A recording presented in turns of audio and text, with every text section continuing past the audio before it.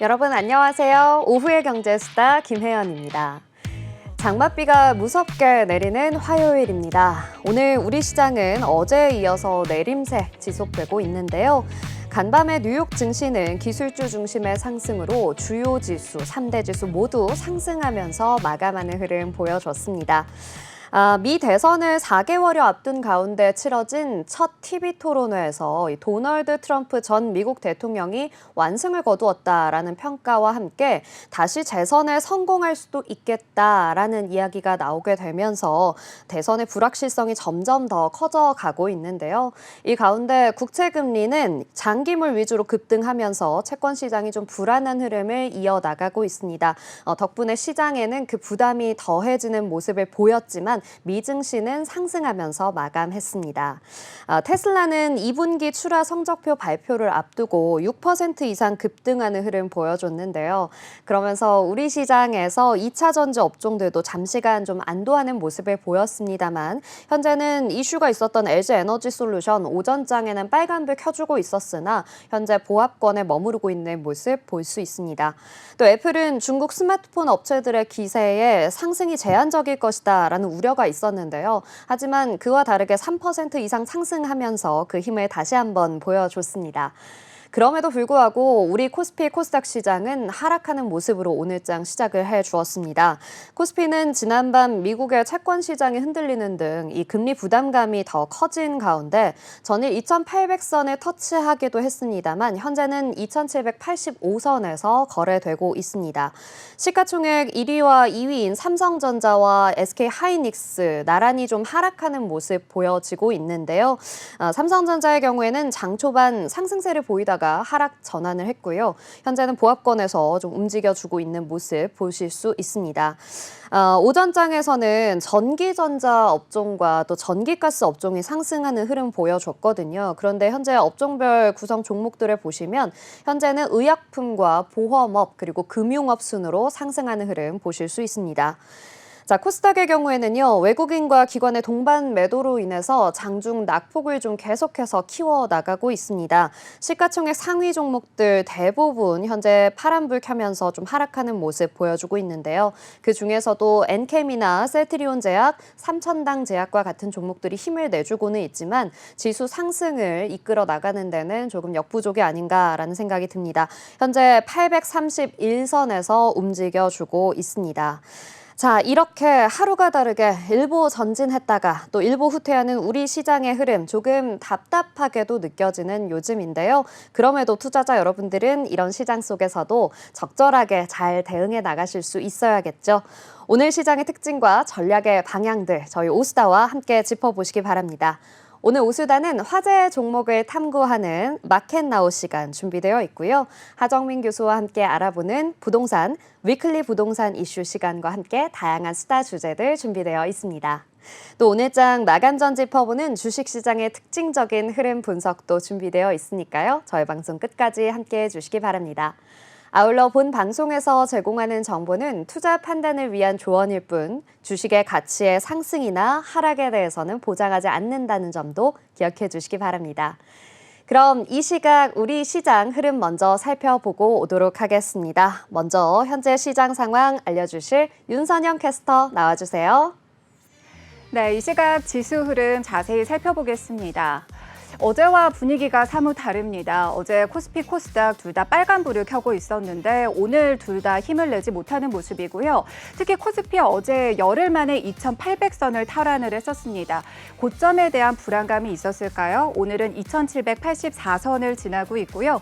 코스닥 역시 어제 2차 전지와 바이오주가 좀 강세로 지수를 이끌어주는 모습이었는데 현재는 832선까지 내려가면서 하락 흐름 보여주고 있습니다. 계속해서 수급 상황 살펴보도록 하겠습니다.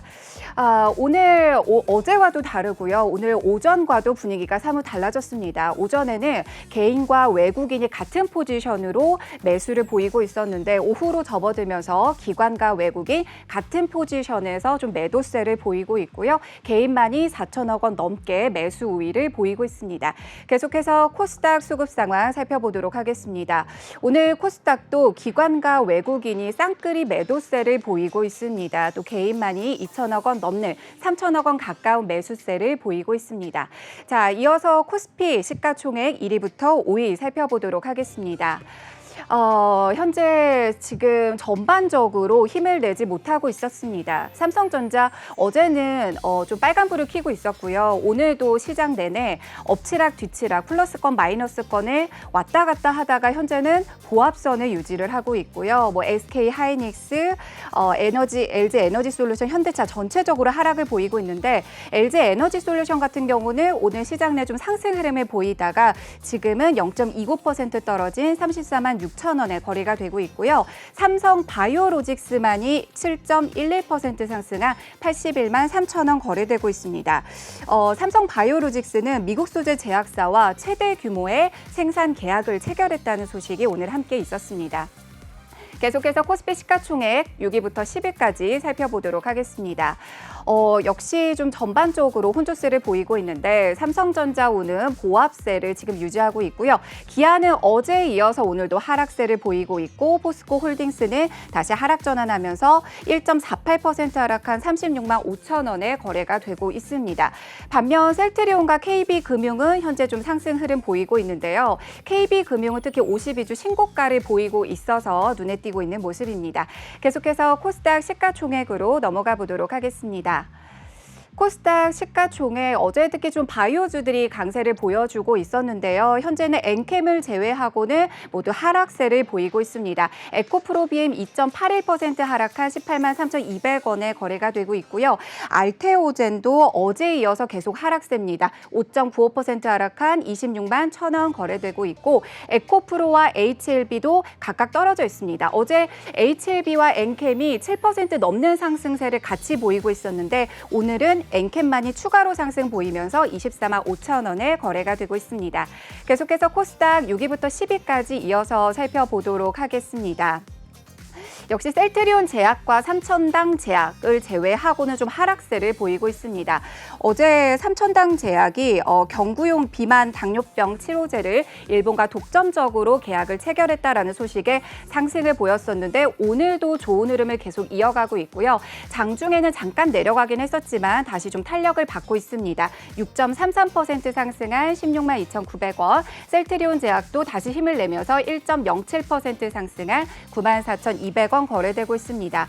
반면에 리노공업과 클래시스, HPSP 전반적으로 떨어지면서 하락 흐름 보이고 있습니다. 저희 이제 마감 시간을 향해 달려가고 있습니다. 계속해서 시장 흐름 체크해 보시면서 저희와 함께 보시면 좋을 것 같습니다. 시황센터였습니다. 네, 잘 들어봤습니다.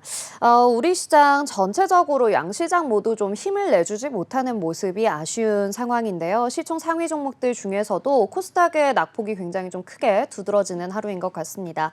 특히 2차 전지 종목들이 어제는 조금은 좋은 흐름 보여줬는데 오늘은 에코프로 그룹주들 힘을 좀 내지 못하고 있는 모습 체크해 보셔야 하는 부분들이라고 볼 수 있겠습니다. 자, 이렇게 조금 지지부진한 우리 시장 흐름 이어져 가고 있는데요. 그럼에도 불구하고 우리 시장에서 조금 더 챙겨봐야 할 내용들 저희는 또 살펴봐야겠죠? 저희는 다음 순서로 넘어가 보도록 하겠습니다. 오늘은 국내 증시 어떤 흐름들 가져갈지 또 어떤 이슈와 테마들이 우리 시장을 뜨겁게 달굴지 정밀 분석해보는 시간인데요. 오늘 새로운 분과 함께 우리 시장 이슈들 한번 살펴보려고 합니다. 성희수 아나운서 나와주셨습니다. 안녕하세요. 안녕하세요. 네, 오늘은 또 어떤 주제들 가지고 이야기 나눌까 굉장히 궁금해지는데요. 오늘 첫 번째로 어떤 이야기 가져오셨을까요? 네, 오늘 첫 번째 주제로는 올해 상반기 주식시장에서 가장 큰 화제가 됐던 종목들에 대해 알아보겠습니다. 특히 인공지능과 관련된 종목들이 큰 화제를 모았는데요. 오늘 수다 주제는 수익률만 무려 50%가 넘는 AI 관련 종목과 ETF를 준비했습니다. 네, 올해 상반기 이 최대 수익률을 낸 상장지수 펀드, 즉 ETF 종목들은요, 이 모두 인공지능과 관련된 빅테크, 반도체, 그리고 원자력 상품들이었다고 하죠. 네, 지난해 순자산 규모만 해도 100조 원을 넘었던 ETF 시장이 올해도 순항 중인데요. 이렇게 시장이 커지면서 올해 상반기 높은 수익률을 기록한 ETF에 대한 관심이 집중됐습니다. 그중에는 무려 수익률이 60%를 넘는 종목도 있었다고 하는데요. 금융투자업계에 따르면 레버리지를 제외한 국내 ETF 상위 수익률 20개 중 85%, 즉 17개가 빅테크와 반도체가 속한 종목들이었습니다. 그 외에는 AI발 전력 부족과 관련된 원자력 상품이었고요. 나머지는 미국 수출로 실적을 개선 중인 K뷰티죠. 화장품 섹터가 차지했습니다. 특히 미국 반도체 기업인 엔비디아를 포함한 글로벌 반도체 상품들은 50% 이상의 수익률을 가져가기도 했습니다. 네, 그렇군요. 이야기를 좀 들어보니까요. 저도 올 상반기 이 방송에서 좀 자주 이야기 드렸던 주제들이 있는 것 같습니다. 자, 이렇게 말씀해 주셨던 여러 섹터들 중에서도 가장 높은 수익률을 기록한 상품은 어떤 상품이었을까요? 네, 지난 6개월간 수익률 1등에 오른 상품은 하나로 원자력 아이셀렉트입니다. 상반기 수익률 1위를 기록하면서 무려 66.87%의 수익률을 거뒀는데요. 하나로 원자력 아이셀렉트는 일단 이름에서부터 알 수 있듯이 원자력에 관련된 ETF입니다. 이 상품은 NH투자증권이 발표하는 아이셀렉트 원자력 지수를 기초 지수로 하고 있는데요. 원자력 발전 산업과 전력 인프라 관련주로 구성되어 있습니다. 이 하나로 원자력 아이셀렉트 ETF는 올해 상승 전까지만 해도 큰 주목을 받지는 못했는데요. 원자력 발전 자체가 아무래도 위험성 때문에 국내에서 폐쇄에 대한 여론이 존재했잖아요. 네. 그렇기 때문에 크게 주목을 받지는 못했습니다. 하지만 최근 AI로 인한 전력 수요가 급증하면서 신재생 에너지보다는 제약이 덜한 원자력이 주목을 받게 됐습니다. NH 아문디 자산운용에 따르면 최근 원자력과 전력 인프라 투자 증대, 시장 성장에 대한 기대감이 반영된 결과라고 설명했는데요. 또한 AI 데이터 센터 수요 확대에 따른 전력 수요 증가로 원자력 관련 산업 분야의 구조적 성장이 예상된다고 덧붙였습니다. 네. 하나로 원자력 아이셀렉트를 구성하고 있는 주요 종목으로는요. HD 현대일렉트릭, 두산 에너빌리티, LS 일렉트릭, 한국전력 등이 포함되어 있습니다. 네, 그렇군요. 전반적으로 AI와 관련된 산업들이 ETF 시장에서 큰 성과를 보인 것 같은데요. 그만큼 시장에서 또 AI와 전력 수요에 관한 내용들이 가장 좀 뜨거운 감자가 아니었나라는 생각이 듭니다. 자, 그렇다면 이러한 상품들 앞으로의 전망은 또 어떻게 보고 계신가요? NH 아문디 자산운용에 따르면 원자력을 제외한 풍력, 태양광 등 전통적인 신재생 에너지만으로는 향후 늘어나는 전력 수요 증가에 대한 대응이 충분치 않을 것이라고 예상했는데요. 유럽 등 선진국을 중심으로 에너지 안보를 위해서 원자력을 확대하는 트렌드를 감안해 보면 중장기적 흐름은 바뀌지 않을 것 같다고 분석했습니다. 네, 그렇습니다. 이 한때는 태조 이방원이라는 신조어가 나올 정도로 이 신재생 에너지가 굉장히 각광을 받았었습니다. 태양광뿐만 아니라 풍력 에너지와 같은 재생 에너지들 각광을 받았었는데 결국에는 이 원자력으로 판도가 흘러가고 있는 흐름을 볼 수 있을 것 같습니다. 자, 이렇게 오늘 상반기 ETF 시장에서 두드러진 성과를 보인 종목들에 대해서 알아봤습니다. 앞으로도 이 ETF와 관련된 동향들 여러분께서도 좀 주의 깊게 살펴보시면서 투자해 나가시면 좋을 것 같습니다. 자, 그럼 두 번째 주제로 넘어가 보도록 하겠습니다. 일본에서 이 국민 메신저로 불릴 정도로 높은 사용률을 자랑하고 있는 라인에 관한 이야기인데요. 사실 국내에서는 이 카카오톡이 거의 뭐 우리 시장을 다 점령했다라고 할 정도로 카카오톡 사용자들이 많지만 일본에서는 라인 사용자들이 대부분이라고 합니다. 그런데 이 일본에서 94%의 점유율을 보이고 있는 라인 야후와 좀 분쟁이 있다라고 하는데요. 사실 당시에 저희 오수다에서도 이 내용 굉장히 심도 있게 좀 다루어 보았었던 주제였는데 최근에 또 하나의 이야기가 전해져 왔습니다. 라인 야후가 네이버와의 자본 관계를 재검토하겠다라는 소식이 좀 전해졌다고요. 네, 맞습니다. 라인 야후는 일본 총무성에 제출한 보고서를 통해 네이버와의 자본 관계를 재검토하겠다는 입장을 명확히 했는데요. 이 보고서는 이제 일본 정부의 행정 지도에 대한 답변서의 성격을 띠죠. 네이버와 소프트뱅크가 현재 단기적 자본 이동에는 어려움이 있지만 양사 모두 협력적으로 대응하고 있기 때문에 자본 관계 재검토를 계속 추진하겠다는 내용이 담겨져 있습니다. 그렇군요. 사실 이 갈등이 뭐 하루 이틀 문제가 아니기 때문에 계속해서 좀 지속되고 있는 것이 좀 답답하게 보이기도 하는데 지금 네이버와 라인 야후의 자본 관계는 어떻게 이루어져 있을까요? 네, 우선 네이버는 2019년 소프트뱅크와 협의해서 라인과 야후 재팬을 합병하고 2021년도에 A홀딩스를 설립했습니다. A홀딩스는 라인 야후의 최대 주주로 지분 64.4%를 보유하고 있고요. 이 지분은 네이버와 소프트뱅크가 각각 50%씩 나눠 가지고 있습니다. 따라서 네이버가 보유한 지분 중 일부라도 소프트뱅크에 넘어가게 된다면 네이버는 경영권을 상실하게 되는 구조입니다. 네, 각각 50%씩 나눠 가졌다라고 하니까 결국에는 단 한 주라도 넘어가면 이 네이버가 경영권을 상실할 수도 있겠다라고 볼 수 있겠는데요. 이 사태가 점점 좀 심각해지면서 사실 2023년 11월에 있었던 이 개인정보 유출 건에 대해서 배후에 한국 정부가 있다. 아니면 한국계 기업이라서 정보 유출이 일어난 것이다. 또 미국과 같이 라인 금지법을 추진해야 한다라고 이야기가 일본 누리꾼들 사이에서 나오고 있다라고 합니다. 이 사안이 결국 지금은 이 한일의 외교적 문제로까지 좀 번지게 된 건데요. 그 배경이 좀 어떻게 되는 걸까요?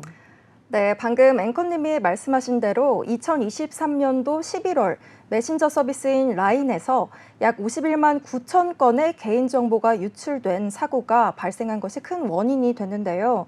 이 사고로 인해서 일본 총무성은 라인 야후의 행정 지도를 내리고 네이버의 관리 미흡을 지적하면서 네이버와의 지분 관계를 재검토하라는 지시를 내렸습니다. 이로 인해서 일본과 한국 양국 간의 논란이 커지고 있는 상황입니다.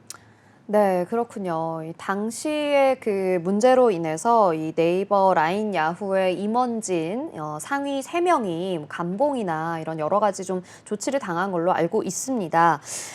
이런 사태들을 좀 딛고 그래도 좀 좋은 방향으로 나아가려고 양사가 노력했던 것은 우리가 좀 계속 체크를 해봤었는데요. 하지만 최근에 결국 또 다시 갈등이 재조정이 된 것이죠.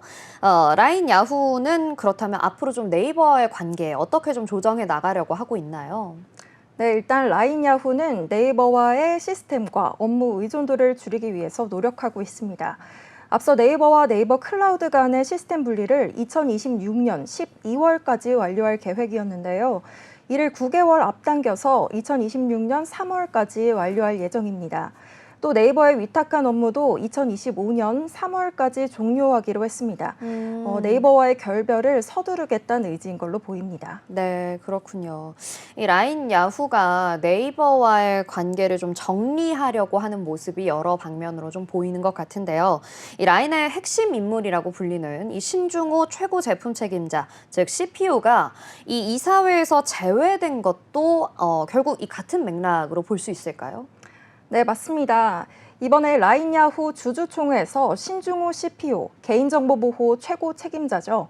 이 신중호 CPO가 이사회에서 제외되면서 이사회는 전원 일본인으로 구성됐는데요. 이는 네이버의 영향력을 줄이기 위한 조치 중 하나로서 보입니다. 네, 결국에는 이 라인 야후와 네이버가 지분을 각각 50%씩 가지고 있는데 임원진이 전부 일본인으로 구성됐다라는 것은 어떻게 보면 네이버에는 조금 더 불리한 상황으로 흘러가고 있는 것이 아닌가라고 볼 수 있을 것 같은데요. 이런 라인 야후, 일본 내 사용자 수가 4,400만 명에 달한다라고 하는데 그것 중에 하나가 바로 라인페이입니다. 이 라인의 사용자 중에 4,400만 명이 라인페이를 이용하고 있는데요. 이 라인페이의 서비스도 변화할 조짐을 보이고 있다고요. 네, 그렇습니다. 라인 야후는 간편 결제 서비스인 라인페이의 일본 내 서비스를 종료하고 소프트뱅크가 운영하는 페이페이와의 통합을 추진하면서 네이버와 이제 선긋기에 돌입한 모습입니다. 이는 네이버와의 결별을 서두르는 또 하나의 조치로 보이고 있습니다. 네, 점점 이 라인 야후가 네이버와의 자본관계를 좀 정리하고 독립적인 경영을 추진해 나가는 게 좀 뚜렷하게 보이는 것 같습니다.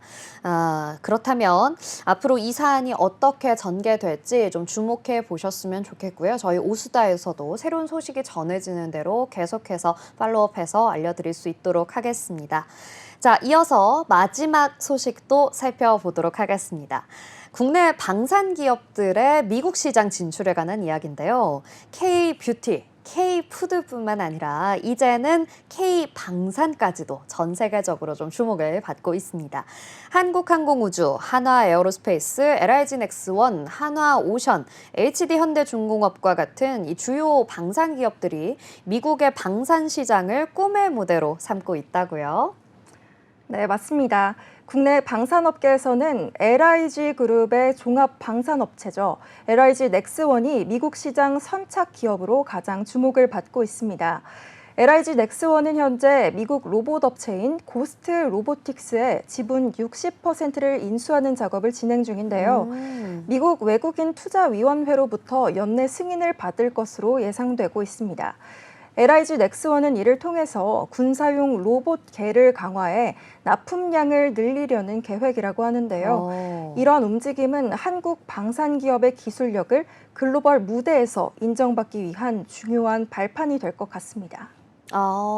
이 방산 업체가 로봇 기술을 도입한다. 점점 더 어마무시한 그런 무기들이 나오지 않을까라는 생각이 드는데요. 이 LIG 넥스원, 또 다른 미국 제품에 또 다른 제품도 미국에 수출하려고 하는 계획을 가지고 있죠. 네, 맞습니다. LIG 넥스원은 2.75인치, 약 70mm의 직경을 갖는 대함 미사일, 즉 유도 로켓이죠. 비궁이라고 불리는 유도 로켓을 연내 미국에 수출하기 위해서 마케팅에 열중하고 있는데요. 이 비궁은 적외선 추적 방식이라 발사 후 망각이 가능하고 동시에 여러 목표를 향해서 발사가 가능하다고 합니다. 이 비궁의 최고 장점 중 하나는 또 저렴한 가격인데요. 최종 양산가가 발당 4천만 원으로 잘 알려져 있다고 합니다. 이번 기회로 미국 시장에 성공적으로 진출하게 된다면 한국 방산 기업들의 글로벌 인지도가 크게 상승할 것으로 보입니다. 네, 최종 양산가가 발당 4천만 원. 근데 이게 저렴한 가격이라는 거죠. 역시 방산 분야는 정말 그 수준이 정말 큰 규모로 움직이는 것 같습니다. 자, 이렇게 우리 한국 방산 기업들의 글로벌 인지도가 점점 높아진다라고 하니까 그래도 좀 좋은 소식으로 우리가 생각해 볼 수 있겠는데요. 이 한국의 방산 기업들이 미국으로 진출하려고 하는 이유가 따로 있을까요? 네, 미국은 세계 최대 방산 대국으로 잘 알려져 있잖아요. 이 미국 시장을 뚫는다면 글로벌 탑 티어 제품으로 인정받을 수 있기 때문입니다. 미국의 우방국들은 주로 미국의 무기 체계를 사용하고 있는데요. 이 때문에 입찰 경쟁에서도 유리한 고지를 선점할 수가 있습니다. 네, 그렇습니다. 앞으로 또 미국 시장으로의 진출을 통해서 정말 글로벌 K-방산의 시대가 더 공고히 됐으면 하는 마음이 듭니다. 굉장히 또 기대가 되기도 하는데요. LIG 넥스원의 이런 행보와 함께 또 다른 방산 기업들은 어떤 모습 보여주고 있나요? 네, 먼저 한국항공우주는 트럼프 정책 수혜 종목 중 하나로 꼽히는 미국 방위 산업체죠. 록히드 마틴과 함께 경공격기 FA-50을 개량해서 미국 해군 고등 및 전술 훈련기 사업을 따내겠다는 목표를 가지고 있습니다. 내년에 입찰 일정이 시작될 전망인데요. 발주 물량이 무려 220대에 달합니다. 또 한화 에어로스페이스 같은 경우에는 다목적 무인 차량인 아리온 스맷으로 미국 해병대에서 성능 시험을 진행하고 있고요. 한화 오션의 경우에는 최근 필리 조선소를 인수해서 미국 군함 건조 시장에 진출했습니다. 이렇게 국내 방산 기업들은 아주 다양한 방면에서 미국 시장을 공략하고 있습니다. 네, 우리 한국의 방산 기업들이 미국 시장에 진출을 하게 된다면 그 의미는 매우 클 것 같습니다. 네, 앞으로의 진행 상황도 계속 지켜봐야겠네요. 자, 오늘 소식 감사합니다. 감사합니다. 네, 이렇게 우리 시장에서 오늘 좀 뜨겁게 달구고 있는 이슈들 함께 알아봤는데요. 어느새 우리 시장 마감까지 약 6분여 앞두고 있습니다. 마감 직전에 우리 시장 현재 어떤 흐름 이어져 가고 있는지 잠깐 간략하게 살펴보도록 하겠습니다. 현재 코스피 지수는 2,781포인트를 지나고 있는데요. 어제보다 22포인트 하락한 채로 흘러가고 있습니다. 사실 장 초반에는 그래도 조금 힘을 내어주나 싶었는데 이 오전장에 급하게 낙폭을 좀 키워나가더니 계속해서 좀 하락세에 면치 못하고 있는데요. 마감 5분 정도 앞둔 상황에서 그 상승 탄력을 조금이나마 더 가져갈 수 있기를 기대해 보도록 하겠습니다. 코스닥 지수 역시 이 코스피와 마찬가지로 좀 힘을 내어주지 못하는 모습입니다. 역시나 코스닥 지수도 시작할 때는 846포인트로 시작을 했습니다만 오전장 개장 직후부터 이 낙폭을 좀 키워나갔는데요. 계속해서 횡보하는 흐름 보여주면서 이 박스권 안에서 흘러가는 모습 보실 수가 있습니다. 현재 16포인트 하락한 채로 830선에서 거래가 되고 있습니다. 오늘 왜 이렇게 우리 시장이 좀 힘들었나 보니까요. 수급에서 그 답을 좀 찾아볼 수 있겠는데요. 코스피 지수는 현재 개인만이 매수 흐름 보여주고 있습니다. 외국인과 기관이 계속해서 좀 동반 매도세를 이어나가고 있는데요. 외국인 200억 원 이상, 기관은 3,764억 원 이상 팔아내면서 우리 시장의 하락 압력을 좀 가해주고 있습니다. 코스닥 지수 역시 동일합니다. 외국인과 기관의 이 동반 매도세 계속해서 좀 이어져 나가고 있는데요. 개인이 이 물량들을 좀 담아내려고 노력을 하고는 있으나 지수 상승하는 데에는 조금 역부족인 모습 보실 수가 있습니다.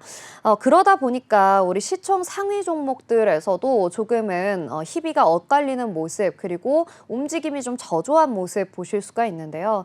삼성전자는 그래도 어제는 좀 빨간불 켜면서 힘을 내주고 있었습니다만 오늘장 들어서 장 초반에 빨간불 보였던 것에 이어 현재는 좀 등락률의 변화가 거의 없는 보합권에서 움직여주고 있습니다. 현재 81,800원 거래 중이고요. 그리고 LG엔솔은 사실 이 좋은 소식이 있지 않았습니까? 이 LFP 배터리 납품 소식과 함께 르노 자동차 배터리 납품 소식과 함께 오늘 오전장에는 굉장히 좋은 흐름 보여줬거든요. 빨간색으로 상승하는 흐름 보여줬었는데 현재는 그 상승 탄력을 모두 좀 잃어버린 모습입니다. 현재 0.58% 하락하면서 34만 5천 원에 거래되고 있습니다. 그와 반대로 삼성 바이오로직스는요 7% 이상 급등하는 흐름 보실 수가 있는데요. 굉장히 좋은 흐름 이어져 나가고 있습니다. 코스피 중에서도 가장 좀 크게 상승하는 흐름 보여주고 있고요. KB금융 역시 4.77% 상승하는 흐름 보여주고 있습니다. 자, 코스닥 시총 상위 종목들은요 3개의 종목만이 빨간불 켜주고 있습니다. 현재 엔캠, 삼천단 제약 그리고 셀트리온 제약만이 빨간불 켜주고 있는데요. 엔캠이나 셀트리온 제약의 상승폭은 그렇게 크지는 않은데 삼천당 제약이 지금 굉장히 무섭게 또 상승해주고 있습니다. 급등하는 흐름 거의 10% 가까이 상승하는 흐름 보여주고 있는데요. 어제에 이어서 좋은 이슈가 계속해서 좀 지수 상승을 이끌어내주고 있는 모습입니다. 반면에 계속해서 좀 우리가 좋은 흐름을 기대해 볼 수 있었던 반도체 섹터는 오늘은 조금 흐름이 아쉽습니다. 현재 리노공업은 5.54% 하락하는 모습 보여주고 있고요. HPSP 역시나 1%포인트 하락하는 모습 보여주고 있습니다. 계속해서 시총 상위 종목들이 좀 혼조세 이어져 가고 있었는데 현재까지 그래도 좀 힘을 내어주는 종목들이 많지는 않은 모습입니다. 대장주 위주로 좀 힘을 내어주려고 노력하고는 있지만 지수 자체가 크게 상승하지 못하는 걸 보아하니 우리 시장 전반적으로 대부분의 종목이 좀 하락하는 모습으로 흘러가고 있지 않은가라는 모습들 확인해 보실 수가 있습니다. 자, 코스피 코스닥 지수 이제 우리 장마감 40초 앞두고 있습니다. 오늘은 아쉽게도 이렇게 좀 하락하는 모습으로 마무리가 될 것 같습니다. 그래도 우리 시장 아직 화요일밖에 안 되었습니다. 이제 남아있는 수요일, 목요일, 금요일까지 계속해서 좀 힘을 내어주기를 바라는 마음으로 여러분께서도 투자 전략 세워나가 보셨으면 좋겠습니다. 자, 우리 시장 현재 830선에서 아쉽게 흘러가고 있는 코스닥, 그리고 코스피 지수 2781포인트를 겨우겨우 지켜내주고 있습니다. 2800선에 안착하는 모습도 볼 수 있었는데요. 그리고 하반기에는 이 3000포인트까지 바라볼 수도 있겠다라는 전망도 이어졌었는데요. 아쉽게도 오늘은 그 흐름이 조금 약한 모습 보실 수가 있습니다. 자, 이렇게 어느덧 3시 30분 우리 시장 마감을 했습니다. 현재 코스피 지수 2781포인트로 마감을 했고요. 코스닥 지수 830포인트로 마감했다라는 소식 전해드립니다. 수급 상황 다시 한번 살펴보자면요. 코스피 지수에서는 외국인과 기관의 동반 매도가 이어졌습니다. 개인이 4천억 원 이상을 담아냈지만 외국인과 기관이 그 물량들 모두 다 덜어내면서 현재 지수 하락하는 모습으로 마감을 했고요. 코스닥 지수 수급 역시 외국인과 기관들이 동반 매도하는 흐름 이어졌습니다. 개인은 계속해서 좀 꾸준하게 물량들 담아내기는 했는데요. 그래도 외국인과 기관의 이 팔자세를 막기는 조금 어려운 모습이었습니다. 네, 이렇게 시가총액 상위 종목들의 흐름까지도 조금 아쉽게 우리 흘러가는 모습 보실 수가 있었는데요. 삼성전자의 흐름이 오늘 좀 아쉽습니다. 어제 탄력들 좀 이어나갔으면 좋겠다라는 생각이 들었는데 오늘 아쉽게도 보합권에서 마무리가 되었고요. LG에너지솔루션 장 마감 직전 좀 힘을 내주었으면 했는데 아쉽게도 파란불로 마무리가 되었습니다. 삼성바이오로직스는 그래도 6% 이상 상승하는 흐름 보여줬고요. KB금융 흐름이 좋습니다. 5% 이상 상승하면서 빨간불 켜내는 모습 보여줬습니다. 자, 그리고 코스닥 시총 상위 종목들은요. 오늘 1위부터 10위까지 전체적으로 좀 하락하는 모습들 너무 아쉽습니다. 하지만 그래도 빨간불 켜주고 있던 엔캠과 셀트리온 제약, 삼천당 제약의 경우에는 빨간불 유지하면서 장 마감됐고요. 삼천당 제약은 아까 9% 이상 거의 10% 가까이 상승하는 흐름 보여줬었는데 장 마감 직전 약간의 낙폭이 있었습니다. 현재 8.88% 상승하면서 16만 6,800원으로 종가 형성을 했습니다. 자, 이렇게 오늘 우리 시장 아쉽게 양시장 모두 좀 큰 폭의 하락을 보였는데요. 조금 아쉽게 오늘 시장이 마무리가 되기는 했지만 그래도 내일부터는 조금 더 힘을 내주길 바라는 마음으로 내일도 저희 오스다와 함께 우리 시장 상황 살펴봐 주셨으면 좋겠습니다. 이렇게 우리 시장 마감과 함께 저희는 다음 코너로 넘어가 보도록 하겠습니다. 오늘 화요일입니다. 여러분과 함께 부동산과 관련된 이야기 나누어보는 위클리 부동산 이슈 준비되어 있는데요. 부동산과 재테크, 아마 여러분도 그렇고 저도 그렇고 늘 고민되고 정말 어려운 분야 중에 하나가 아닐까 싶습니다. 하지만 그 내용들을 우리 하정민 건국대 미래지식교육원 교수님과 함께라면 문제 없습니다. 오늘도 좋은 내용 함께 이야기해 주실 하정민 교수님 나와주셨습니다. 안녕하세요. 네, 안녕하세요. 네, 교수님. 제가 교수님과 함께라면 문제 없다라고 이야기를 드렸는데 오늘 네. 정말 문제 없을 만큼 탄탄한 조언들 부탁드립니다.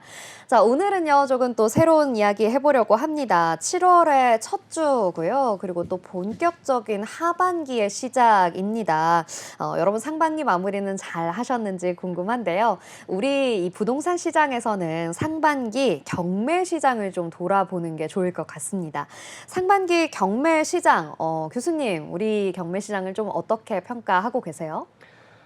상반기 경매 시장 같은 경우에는 분위기가 굉장히 훈기가 많이 돌았고 지금 이제 열기가 돌고 있다라고 말씀을 좀 드리고 싶습니다. 네. 보통 이제 경매 시장이 부동산의 그 어떤 신호의 바로미터가 되는데요. 보통 강남의 아파트, 재건축 아파트, 그리고 경매 시장이 향후 이제 부동산 시장을 조금 선도하는 분위기를 좀 느낄 수 있다라고 보시면 될 것 같습니다. 현재 상반기의 경매 시장 같은 경우에는 나온 경매 건수도 굉장히 많았고요. 네. 낙찰가라든지 낙찰률도 굉장히 높았습니다. 거의 뭐 한 11년 근간 이래의 최대치다라고 말씀을 좀 드릴 수가 있겠는데요. 서울뿐만 아니라 이제 뭐 지방이라든지 수도권 지역의 경매 시장도 굉장히 많이 뜨거웠다라고 말씀을 드릴 수가 있겠고요. 또 특이한 거는 기존에 많이 보지 못했던 특이한 매물들도 굉장히 좀 많이 나왔습니다. 그래서 이 시장의 흐름을 보면은 이 경매 시장이나 아니면 아까 말씀드렸던 이런 어떤 시장의 흐름을 봤을 때는 이제 투자라든지 이런 부분이 다시 한번 주목을 좀 받고 있다라고 네. 말씀드릴 수가 있겠습니다.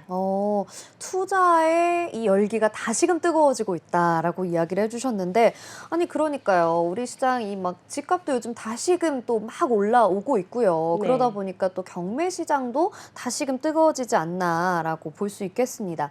그런데 이 경매의 최대 관심사는 뭐니 해도 바로 아파트겠죠. 이 양적이나 질적이나 교수님도 이야기해 주셨지만 정말 역대급이다라는 평가가 나오고 있는데요. 이 기존의 경매 시장에서는 볼 수 없었던 매물들이 나오고 있다고요. 네, 맞습니다. 어떤 매물이에요? 네, 보통 이제 경매 시장에서 좀 인기가 있는 것들이 아파트인데요. 네네. 특히 토지거래 허가 구역 내에 있는 아파트들 혹은 전략정비 구역 내에 있는 아파트들, 그 재개발, 재건축 아파트들이 굉장히 많이 눈길을 끌었습니다. 네. 그래서 아까 이제 경매의 낙찰가율도 굉장히 많이 올라갔다라고 말씀을 드렸는데요. 고가의 아파트들도 굉장히 많이 경매로 낙찰이 됐습니다. 감정평가 금액보다는 당연히 높게, 시세만큼 높게 됐는데요. 그럼에도 불구하고 이런 물건들을 좀 많이들 좋아하십니다. 네. 왜냐하면은 기존에는 그냥 내가 부동산에 갔어도 구입하기가 좀 어려운 물건들, 네네. 뭐 예를 들면 이런 재개발, 재건축 아파트나 혹은 이제 펜트하우스 물건, 고가의 아파트, 네, 한남동이라든지 압구정동이라든지 이런 데에 물건들이 조금 나왔기 때문에 경매 시장에서도 굉장히 높은 경쟁률을 보였고요. 주목을 굉장히 좀 많이 받았다라고 말씀을 좀 드릴 수가 있겠습니다. 그렇군요. 저는 사실 이 경매라고 하면 사실 우리가 좀 빠르게 급하게 좀 처리를 해야 되는 매물이라고 생각을 해서 고가의 물건은 크게 인기가 없을 줄 알았는데, 이 고가의 물건들, 펜트하우스와 같은 물건들이 또 인기라고 하니까 굉장히 또 신기한 모습인 것 같습니다.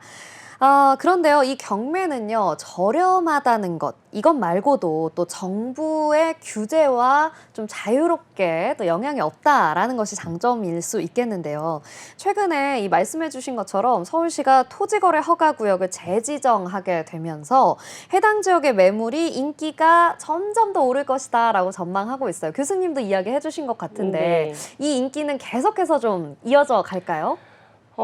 네, 아무래도 이런 네. 흐름은 좀 지속될 것 같습니다. 이제 아. 토지거래 허가구역 때문에 이제 반등하는 지역들도 있었죠. 아, 반포라든지 그래요? 네네. 개포라든지 같은 강남이라든지 서초 인프라권 내에서도 이런 지역들이 또 반등을 했습니다. 그만큼 이 토지거래 허가구역 내에 있는 뭐 강남 지역, 아니면 잠실 지역이라든지 압구정, 청담동 이런 지역 같은 경우는 굉장히 많은 분들이 입성하기를 좀 원하는 지역이다. 그렇기 네네. 때문에 가격에 흐름적으로 꺾이지 않고 경매 시장이 나와도 이렇게 인기가 많은데요.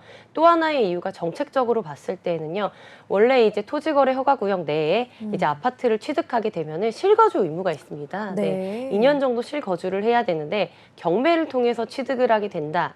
그렇다면은 실거주 의무에서 배제가 됩니다. 그렇군요. 네, 그렇기 때문에 이제 갭 투자가 소위 말하는 그러네요. 가능하다. 네네. 네, 전세를 놓거나 세를 놓는 것이 충분히 가능하기 때문에 네. 이런 세제적인 것을 좀 노리고서는 이런 지역들을 낙찰을 받으려고, 또 어떨 때 보면은 시세만큼도 경매가 되면은 사실은 이게 경매라는 게 저렴해야 되기도 하고요. 네네. 단점은 좀 있죠. 실거주자분들이 막 접근을 하기 좀 어렵고 투자자분들이 많을 수밖에 맞아요. 없는 이유는 내가 그 즉시 살 수 없다라는 단점이 좀 있긴 하죠. 내가 사용 수익하는데 시간은 조금 걸리지만 이러한 장점이 조금 더 크기 때문에 이 지역들이 있는 물건들이 굉장히 인기가 높고 선호도가 많다라고 좀 말씀을 드릴 수가 있겠습니다. 네, 그렇군요.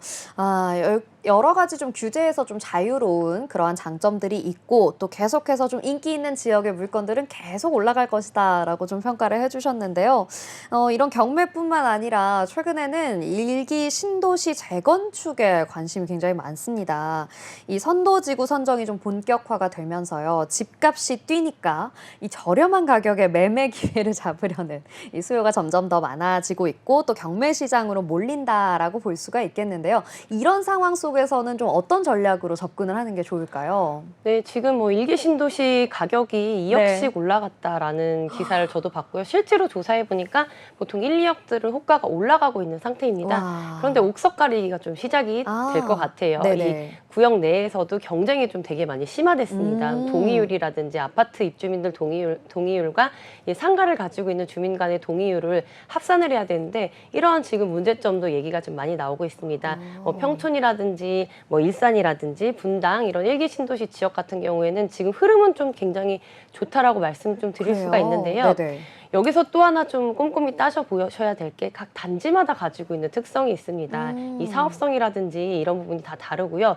특히나 이 지역 같은 경우에는 이제 조합원 방식의 조합 방식으로 갈지 네. 혹은 2016년부터 이제 대다수의 이제 재건축 아파트들은 신탁 방식으로 가기도 했거든요. 신탁 방식으로 갈지 이제 속도와 사업성 중에 고민을 하게 되는 그런 단지들이 나타날 수 있기 때문에 이런 부분을 좀 투자로 접근한다 했을 때에는 좀 꼼꼼히 따져보셔야 할 것 같습니다. 그래서 어떤 지역이 더 속도가 나는 것이 유리할지, 왜냐면은 이 선도지구 같은 경우에는 30년까지 입주를 맞춰야 돼요. 네. 근데 지금이 벌써 24년 24년이죠. 하반기잖아요. 네네. 그러니까 불과 이 사업이 4, 5년 만에 끝나야 되는 거기 때문에 이 그러네요. 복잡한 절차들을 2, 3년 만에 통과가 될 수 있을지, 과연 이 연안에 들 수 있는 단지들이 어떤 데인지, 물론 이제 선정이 되게 되면은 용적률 완화라든지 각종 인센티브가 굉장히 많을 것으로 예상이 그래요. 되지만 네네. 언제나 좀 그랬습니다. 부동산 투자는 시범지구랑 가장 첫 번째 하는 것들이 가장 이제 뭐 사업성도 좋았고 성공률도 높았기 때문에 더더욱 이런 부분을 좀 잘 꼼꼼히 따져보신 다음에 물건을 선택을 하셔야 될 것 같습니다. 네, 그렇군요. 굉장히 관심이 많아지고 있고 또 과열이 된 만큼 우리가 옥석 가리기를 잘할 수 있어야 된다라고 이야기를 해주셨습니다. 이 아파트 경매가 굉장히 좀 인기를 얻고 있는데 사실 하반기에는 경매 중에서도 경매 물건들 중에서도 아파트보다 이 토지, 공장, 농지 같은 이 특수 경매에 관심을 가져봐라라는 의견들도 좀 있다고 해요.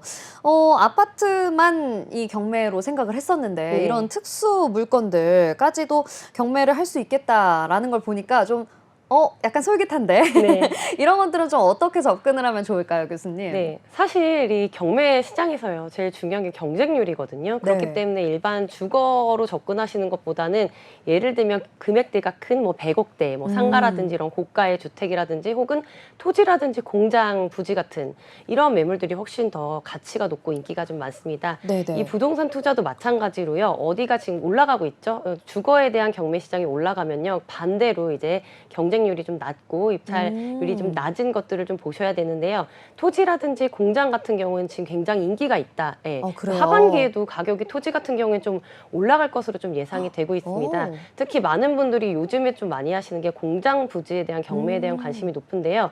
토지처럼 가지고 있으면 토지를 깔고 있기 때문에 네네네. 가격이 올라가면서 임대 수익을 또 기대할 수가 있다라는 장점 때문에 이제 공장이라든지 토지를 좀 많이 보시는 분들이 많이 계십니다. 근데 좀 주의하셔야 될 점들도 있어요. 뭐 네. 토지 같은 경우에는 많은 분들이 공부도 많이 하고 관심도 있으시겠지만 뭐 토지 농지 취득원이 필요한지 이런 것들, 분묘기지권이라든지 혹은 뭐 이제 위에 있는 농작물이라든지 이런 것들에 대한 지상권이라든지 네, 이런 것들을 꼼꼼히 따져보셔야 되고요. 공장도 마찬가지입니다. 감정가가 나왔을 때 주변을 비교할 시세가 좀 없다. 그러면은 이제 시설에 대한 평가 금액이 어느 정도 잡혀 있는지 혹은 최근에는 지금 환경 부담 때문에 이제 폐기물이라든지 이런 부분을 네네. 낙찰자가 처리를 해야 되거든요. 그래요? 네, 그렇기 때문에 이런 부분에 대해서도 꼼꼼히 한번 따져보시고 접근을 하셔야 되기 때문에 아무래도 일반 주거같이 이제 대항력이 있는 임차인이냐 아니냐를 경매해서 이제 권리 분석만 따지는 것보다는 조금 더 꼼꼼하게 살펴보시고 투자를 하셔야 된다라고 좀 말씀을 드리고 싶습니다. 그렇군요. 이게 좀 특수 물건이라고 해서 제가 솔깃하다라고 이야기를 네. 드렸는데 지금 또 교수님의 이야기를 듣고 보니까 이 토지나 공장 그리고 농지와 같은 것들 그 특수한 상황이다 보니 더욱더 꼼꼼하게 따져봐야 할 조건들이 있다. 그 부분들을 잘 체크해 보셔야 한다라고 이야기해 주셨습니다. 역시 참 부동산은 들으면 들을수록 정말 솔깃하지만 어렵구나라는 생각도 같이 들어요. 자, 그런데요. 이 경매 시장에 좀 다양한 물건들, 매물들이 나오는 거는요. 결국에는 좀 좋은 매물과 이 나쁜 매물들이 섞여 있지 않을까라는 걱정이 좀 되거든요. 네. 위험한 매물이 또 있다라는 함정을 우리가 좀 잘 염두에 두어야 할 것 같은데요. 이런 경매 매물 좀 선별하는 전략이 있을까요, 교수님? 네, 경매 매물을 선별하는 전략이 있습니다. 근데 네. 이 경매에서요, 가장 네. 중요한 건 가치 평가거든요. 아. 내가 과연 이 금액대의 낙찰을 받는 게 맞는지를 일단 네네. 꼼꼼히 따져보셔야 되고요. 그 다음에 중요한 것이 이제 심플합니다. 권리 분석입니다. 과연 내가 이 소유권을 가져오는데 어떤 문제사항이라든지 애로사항이 없는지를 좀 따져보시면 되는데요. 말씀드린 대로 주거 같은 경우에는 간단합니다. 뭐 이제 대항력이라든지 혹은 건물 같은 경우에는 내가 봤을 때 토지와 건물이 모두 같이 가지고 있냐 혹은 뭐 이런 부분을 좀 따져보시면 되는데 아까 말씀드렸던 그런 특수한 물건들 네네. 같은 경우에는 일반인 분들이 조금 접근하시기가 좀 어려울 수 있습니다. 그래서 이런 부분에 대해서는 좀 공부가 많이 필요하다라고 말씀을 드리고 싶고요. 하반기에는 토지가 조금 더 이제 경매가 핫할 그래요? 것 같아서 네, 오, 토지에 대한 부분을 토지. 좀 말씀드리자면요. 이 토지 같은 경우에는 주변 시세를 가지고 알기도 어렵고요. 네네. 감정가를 가지고 알기도 어렵습니다. 그런데 반드시 우리가 조금 더 쉽게 봐야 될 것이요.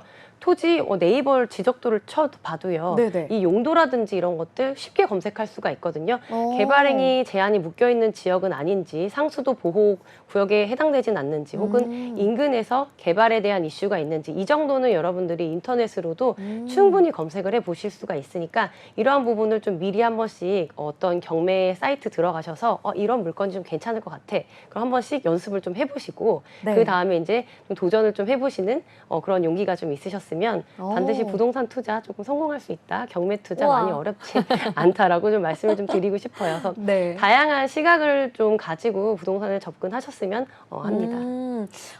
굉장히 또 좋은 말씀을 해주셨습니다. 이 가치 평가와 또 권리 분석과 같은 꼼꼼하게 체크해야 되는 부분들도 챙겨보시고 말씀해주셨던 이 토지에 관한 그런 전망이 앞으로 굉장히 밝다라고 또 귀띔을 해주셨어요. 그래서 토지와 관련된 다양한 개발 제한 구역이나 인근 개발 계획과 같은 것들까지도 우리가 쉽게 찾아볼 수 있으니 공부를 통해서 한번 선별해보자라고 이야기해 주셨습니다. 저도 오늘 정말 경매라는 것에 대해서 좀 새롭게 또 다시 한번 볼 수 있게 된 것 같은데요. 교수님 그럼 마지막으로 짧게 한마디만 좀 부탁을 드릴게요. 이제 하반기가 되지 않았습니까? 네, 우리가 이제 상반기의 경매 매물에 대한 이야기를 해봤으니까요. 하반기에 좀 전반적인 부동산 시장의 전망 좀 어떻게 보고 계시는지 궁금합니다. 현재요. 지금 부동산 시장에 반등이 살짝 왔어요. 그 오. 이유는 이제 거래도 조금 많이 활성화가 네네. 됐고요. 그 이유는 아무래도 이제 금리의 하락이라든지 그리고 이제 전세 가격이 오르고 있잖아요. 공급은 없고 이런 기조 때문에 지금 반등을 하고 있습니다. 그런데 하반기까지만 반등이 이어질 가능성도 저는 있다라고 좀 생각이 됩니다. 네, 네네. 그래서 이 전세 시즌 이후 9월달 이후 시장을 한번 보시고 나서 네. 이제 2025년에 전략을 좀 짜야 될 것 같다라고 말씀을 드리고 싶고요. 하반기 같은 경우에는 지금과 같은 기조로 쭉 이어진다, 반등을 네. 하겠다라고 말씀을 드릴 수가 있겠습니다. 네. 근데 이 부동산 좀 재밌는 게요. 네네. 올라가는 시점에 다들 이렇게 많이 사시더라고요. 그러니까요. 네. 그래서 지금 이게 반등이냐 아니면은 쭉 이제 기저 상승을 타고 올라가느냐는 한 9월 달 이후에 시장을 좀 지켜봐야 되기 때문에 지금 너무 급하게 매수를 서두르시지 말고 한 템포 조금 쉬어 가시는 것도 나쁘지는 않다라고 말씀을 좀 드리고 싶습니다. 네. 너무 감사합니다. 계속해서 좀 이 상승하는 흐름세는 이어져 갈 것이다 라고 이야기를 해주셨고요. 하지만 그렇다고 해서 너무 급하게 접근하지는 말고 9월까지는 좀 지켜보자 라는 신중론 이야기해 주셨습니다. 자, 이렇게 오늘 경매에 관한 이야기 그리고 하반기 부동산 전략까지 모두 소개해 주신 우리 건국대 미래지식교육원 한정민 교수님 너무너무 고맙습니다. 감사합니다. 네, 저희가 준비한 오후의 경제수다, 오수다. 오늘 내용은 여기까지입니다. 우리 시장 마감 상황 간략하게 다시 한번 짚어드리도록 하겠습니다. 오늘은 시장 초반부터 조금 지지부진한 흐름, 아쉬운 흐름이 이어졌는데요. 코스피 지수, 코스닥 지수 모두 좀 힘을 잃고 하락하는 모습 보였습니다. 코스피 지수는 2,780포인트로 마감을 했고요. 코스닥 지수 역시 829포인트로 하락하며 마감을 했습니다. 수급 상황 에서는 코스피, 코스닥 모두 다 이 외국인과 기관의 동반 매도세가 들어왔습니다. 그 물량들을 좀 개인이 담아내고 좀 방어하려는 모습들은 계속 이어져 갔지만 아쉽게도 우리 시장 오늘은 힘을 잃고 좀 크게 하락하는 모습 보였습니다. 내일부터는 조금 더 반등하는 흐름이 이어져 갈 수 있었으면 좋겠다라는 이야기 함께 드리면서요. 내일은 더 시장에 가깝고 유익한 경제 이슈들 가지고 다시 찾아오도록 하겠습니다. 저희 방송 다시 보기는 언제나 유튜브와 네이버를 통해서 가능하다는 점 기억해 주시기 바라고요. 또 본 방송에서 제공하는 정보는 투자 판단을 위한 조언일 뿐 주식의 가치의 상승이나 하락에 대해서는 보장하지 않는다는 점 꼭 기억해 주시기 바랍니다. 자, 그러면 오후의 경제수다 오수다 오늘 내용은 여기서 마치도록 하겠습니다. 내일 오후 3시 오수다에서 다시 만나요. 안녕.